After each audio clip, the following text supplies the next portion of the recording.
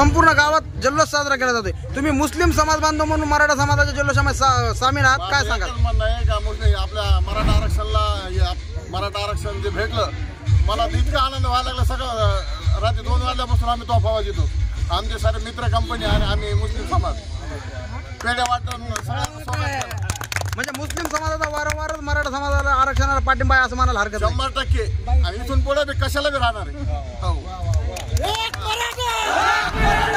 छत्रपती शिवाजी महाराज की। तर मराठा आरक्षणासंदर्भात राज्यामध्ये सकारात्मक चर्चा झालेली आहे।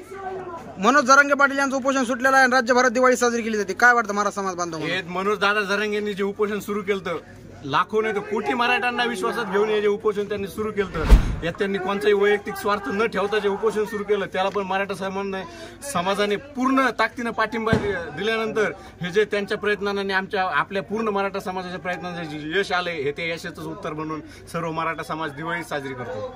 कशा प्रकारे तुमच्या गावामध्ये जल्लोष साजरा केला जातोय?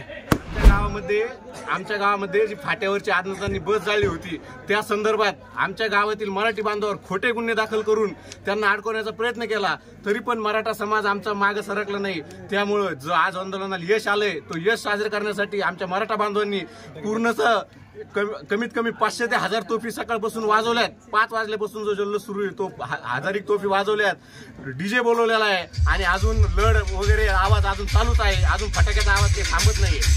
कशा प्रकारे तुमच्या लढ्याला यश मिळालंय, मनोज जरांगे पाटील लढ्याला यश मिळालंय, त्याबद्दल तुमच्या समाज बांधवांमध्ये काय आनंदाचं वातावरण निर्माण झालेलं आहे का?